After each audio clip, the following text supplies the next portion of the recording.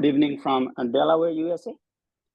I'm Dinesh Wagle, a PhD candidate at the University of Delaware, working with Professor Benjamin Youngflesh.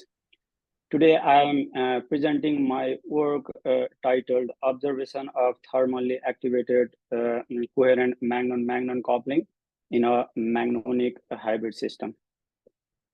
So to start, here is the motivation. We are generally trying to replace the modern electronics because of their a few drawbacks, mainly joule heating and device miniaturization. So the broad aim of the research area that I'm working on is to develop the new systems that employs particles or quasi-particles other than electrons for the information carrier. For that, we use spin wave. These spin waves are the collective excitations of precisions of individual spins in a ferromagnetic medium. The magnons, which are the quanta of spin waves, are used for coherent information processing. And unlike in electronics, in this system, information can be encoded both by amplitude as well as a phase of spin waves. So these magnons, the quanta of spin waves, are highly tunable and flexible, so they can easily couple to other excitations like phonons, photons, or magnon modes, forming a coupled hybrid system. So here is a diagram from 2020 JAP, which shows the progress in this field. The study of geometry, physics, and the platform leads to the on-chip architecture, coherent information processing, and coherent transduction. So here this figure shows different types of resonators and different types of hybrid system that can be formed using magnons, and that involves different types of physics.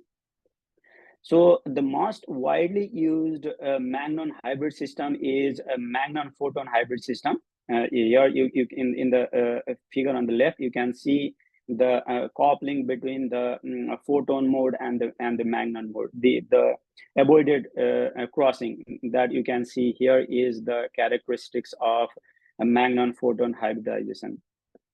But in this talk, I am not interested in this magnon-photon coupling, but the magnon-magnon coupling. So what is magnon-magnon coupling? So this refers to the coherent transfer of magnon excitations between two individual magnetic systems.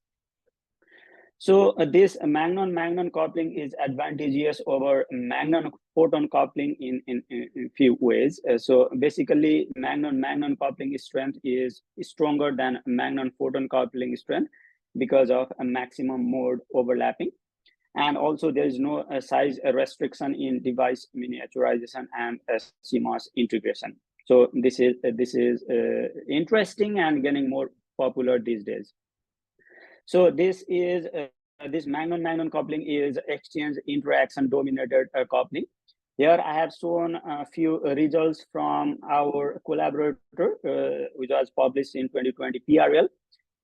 Here they used Ig-Parmaloy bilayer to study the hybridization between two magnon modes. In this plot, you can clearly see the avoided crossing between this Ig-N equals to 2 mode and a uniform Parmaloy mode. This avoided crossing confirms the coupling between the Ig mode and the Parmaloy mode. Here they have used a conductor and insulator. So there is the coupling between two different materials. One is the conductor, other is the insulator. So here you see the coupling of uniform Parmaloy mode with non-uniform Ig mode, higher order Ig mode. So there is the coupling between uniform and non-uniform mode. Also the material used are, one is high damping material and the other is a low damping material. So let me now go to my work. The sample that I used is similar to the one that I just discussed. It is also yttrium iron garnet permalloy bilayer. I used this bilayer having a different egg thicknesses. And also I used a test sample that has spacer, silicon dioxide spacer in between egg and permalloy. And this to avoid the direct contact between egg and permalloy. So I use different experimental technique for the measurement. The first two, the spin pumping and the spin rectification, are the electrical methods where we measure the voltage. And this electrical detection, in this electrical detection technique, the applied magnetic field is at 45 degree to maximize the signal. The third one is the micro-focused brilliant light scattering technique, which BLS is just basically the inelastic scattering of light from the magnons.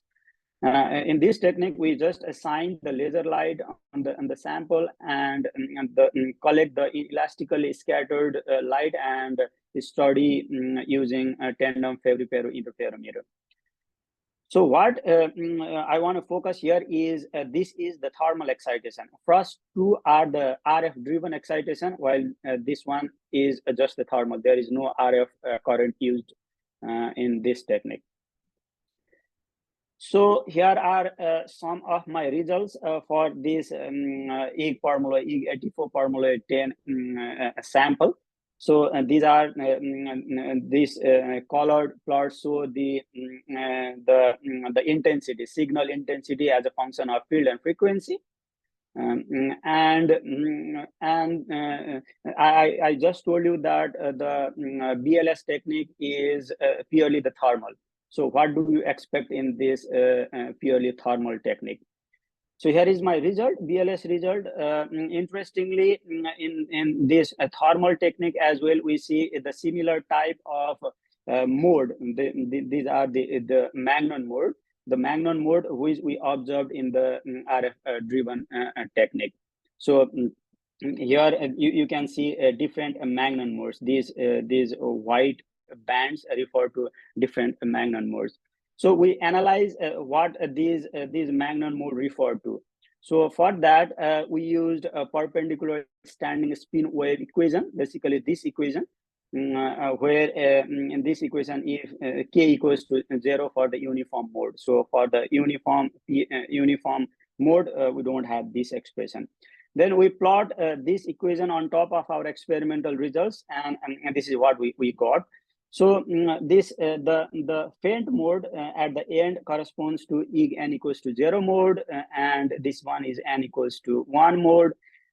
This is the permalloy, uniform permalloy mode, and still higher order EG mode. Here, from the calculation, we see that there is the crossing between EG n equals to 1 mode and permalloy, uniform permalloy mode in this region. But instead of crossing, we clearly see the avoided crossing here. So that means there is not crossing, but the avoided crossing. This avoided crossing is the signature of the hybridization between these two modes.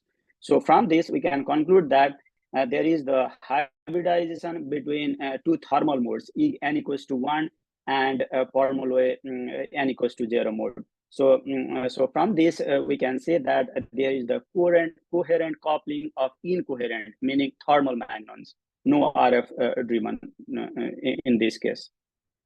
So to model this avoided crossing, we used two coupled harmonic oscillator equation, this one, where this GC refers to the coupling strength.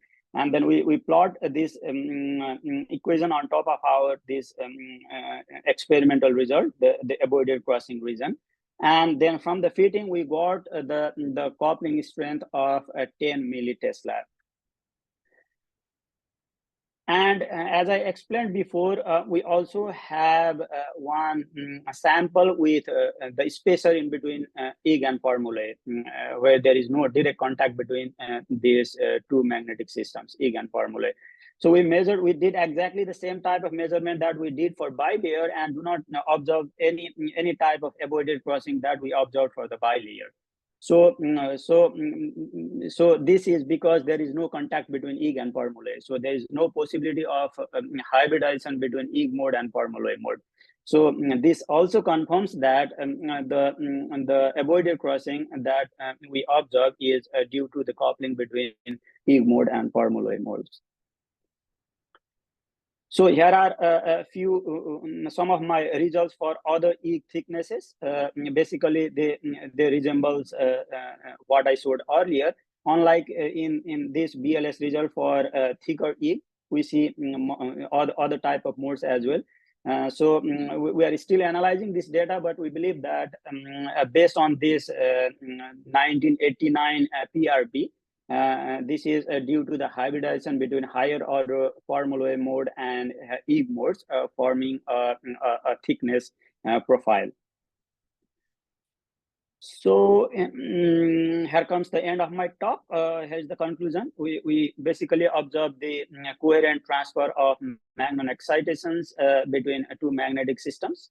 There was a strong magnon-magnon coupling in yttrium iron garnet formulae bilayer. And we detected coherent interaction of incoherent waves, non-driven waves. And we also confirmed that this is the real magnon-magnon interaction, where we do not see that type of coupling in a sample which has spacer in between Ig and formulae. Finally, I'd like to thank our funding agencies. This is the end of my talk. Thank you for your attention. And I'm happy to take any questions. Right. Thank you, Dinesh, for the wonderful talk. I see Cody has a question. Hey, yes, thanks, Dinesh. Just a quick question or clarification. When you say this n equals 0, n equals 1 modes for the Ig and permalloy, is this like the first excited state is the n equals 1 mode that is coupling with the say the vacuum state, if you will, of the permalloy? Exactly. This is the first excited PSSW mode. Ah, cool. And this first excited PSSW mode of yttrium iron garnet, which couples with the uniform mode of the permalloy.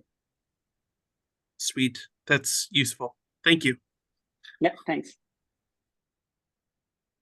And Ben Shay also has a question. Hi, thanks much for the talk. I have a question about you said that it's magnon-magnon coupling between the two magnetic system.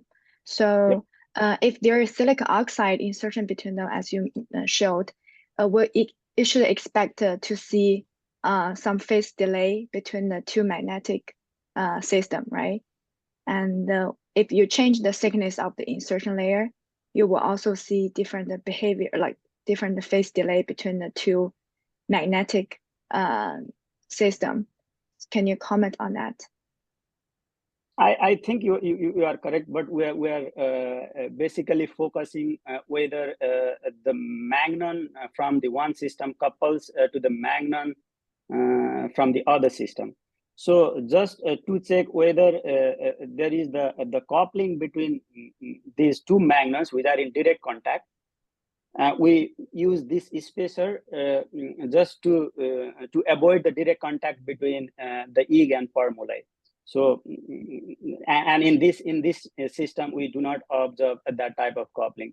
So I think you are correct, but we are not focusing on that. Maybe it's a interesting thing to study on it. But yeah, I think you are correct. Okay, thank you.